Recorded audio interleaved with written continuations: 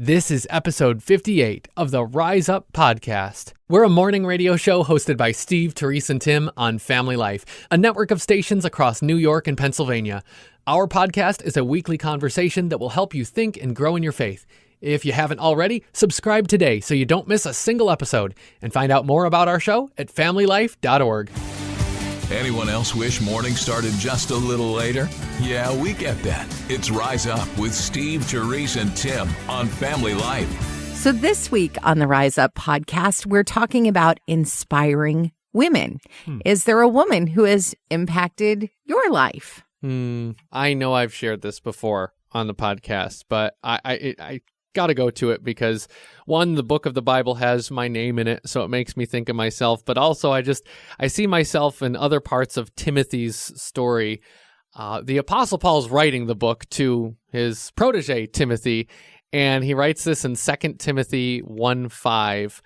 I am reminded of your sincere faith, a faith that dwelt first in your grandmother, Lois, and your mother, Eunice, and now, I am sure, dwells in you as well. And the reason I bring that up for myself is that's kind of always how I've seen the family tree of faith in my own family, if I can put it that way. Really, both sides of grandmothers, there's a strong heritage of faith there, but the one that I grew up knowing, and I'm so blessed to still have a close relationship with today, is my mom's mom. And I love how it's put in this verse that the faith was first in her and then in Timothy's mother and then passed on to him. And that's really how I see that working in my family. It was a conversion experience from nominal Christianity, just going to church and saying you're a Christian, that my grandmother experienced when she was around college age, and the Lord working to kind of revive her faith at different points throughout her life. And that catching to my mom, who passed along so much of that vibrant faith to me, and I'm really just so grateful for that. Also, from my grandmother, I get a love for tea, because we had our little tea parties with strawberry you drink tea all the time. I do. I like tea and coffee now as well, but it definitely started with tea. And I also have a love for breakfasts and early mornings and things like this that are just a part of the way she's always lived her life, and faith always being a critical part of that. And here's another thing that's really special about any time I'm together with my grandmother. We always pray when we finish our time together.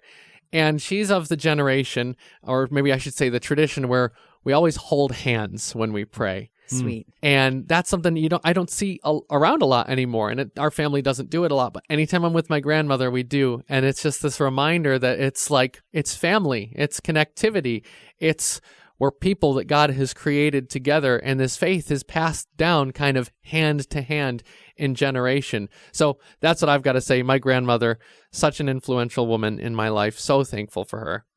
Well, there's two. And I'm not going to spend a lot of time on number one, because I've spent time on number one on these podcasts before. And so the one is at the top of my list by far. My wife, Audrey, inspires me because she took what was, as I've mentioned before, an awful situation for her, chose to forgive, and it has changed the trajectory of our family's life. And so not only for me does that inspire me, but I can't imagine what lifelong, I've already seen so far, but lifelong effect that has on our children for that forgiveness and being Jesus to those around. So that is number one by far. But I've spent a lot of time on podcasts talking about my wife, Audrey, before. So I'm going to go. I didn't have grandparents.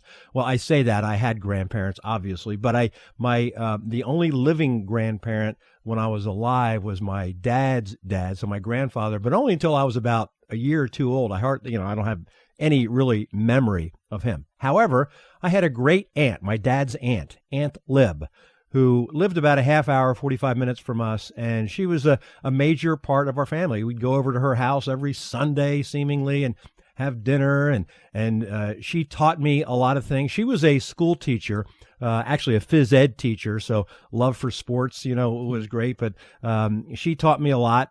She would sit me down on those Sundays when I was a little kid and have math classes and teach me math. And matter of fact, if you want to blame my Aunt Lib on something. I'll never forget it. It just she was doing math, and she said, "Okay, Stevie." That's me, Stevie. If you had Thanks 10, for clarifying. that's right. If I was moving too fast, you just let me know and I'll slow down. If you have 10 apples and you ate 7 of them, what would you have? I know. I know what little hesitated. Stevie said. Well, yeah. I said, "Hey, a stomach ache, I think." Right. Of course. And she laughed and laughed and laughed and laughed. And She started it.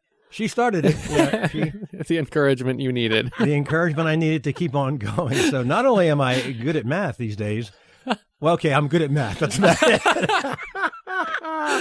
But Aunt Liv, she was such a support to all of us kids, my brother and my sister. She would come to our events and everything. And again, not having a grandparent, I didn't know that. I didn't really experience that. But I had Aunt Lib, who has in Abington, Pennsylvania, has a hockey field, a field hockey field named after her. No way.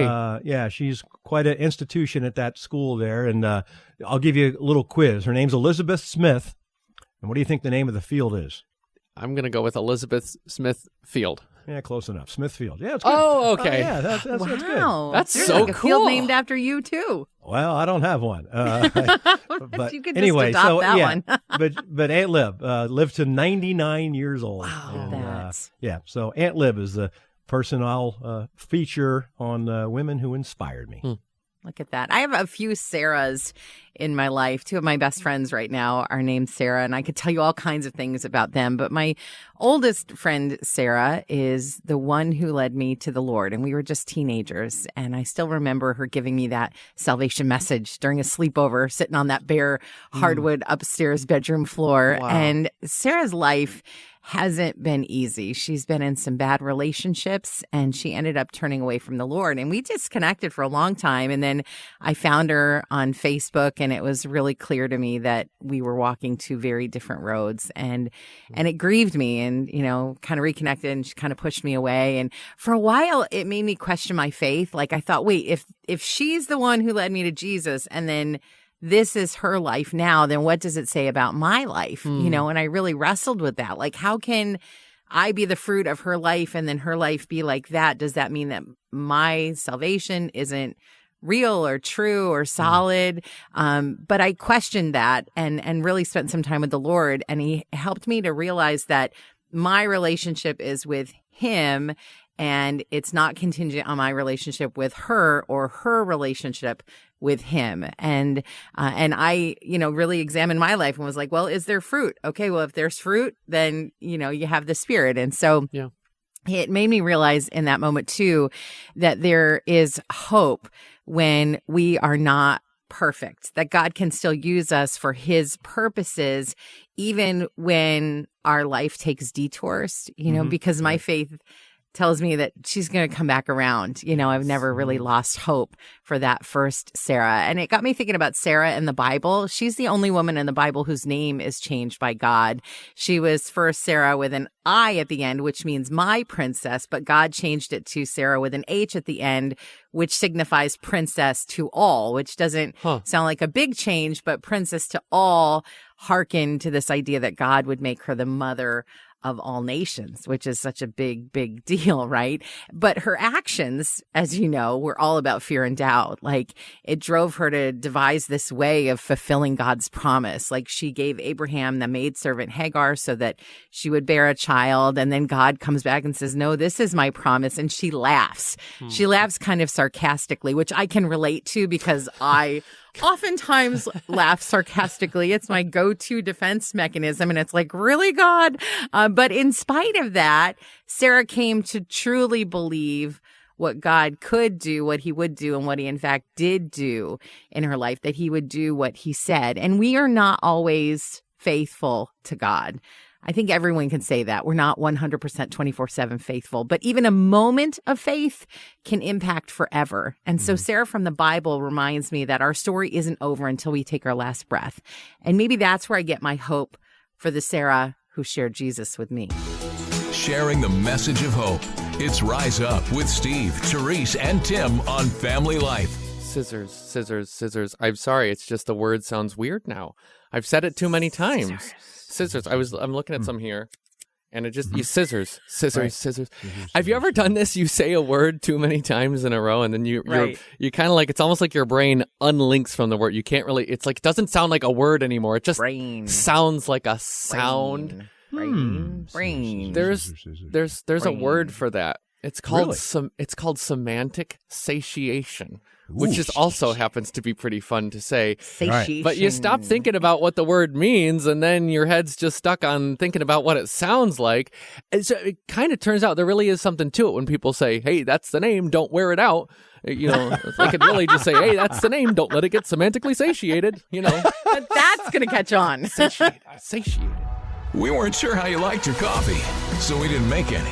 Hope that's okay. It's Rise Up with Steve, Terese, and Tim on Family Life. Personal conviction of mine, 4 is better than 2. We know 4 is more than 2 by about 2. But about that when much, roughly.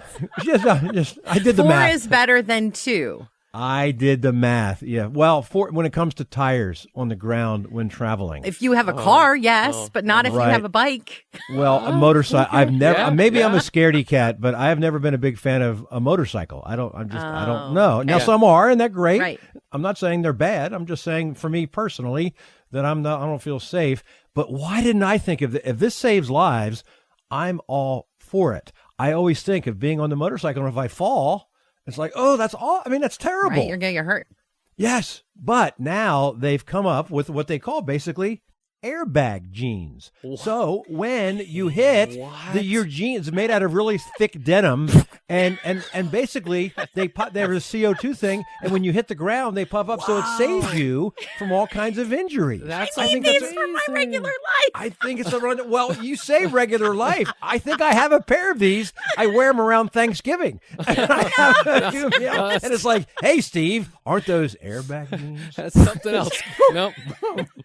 No. This whole different thing. Come closer to the radio so we can see you. Wow, you look great today. This is Rise Up on Family Life. Time. Freeze. If you could freeze time at any moment in your life, when would it be?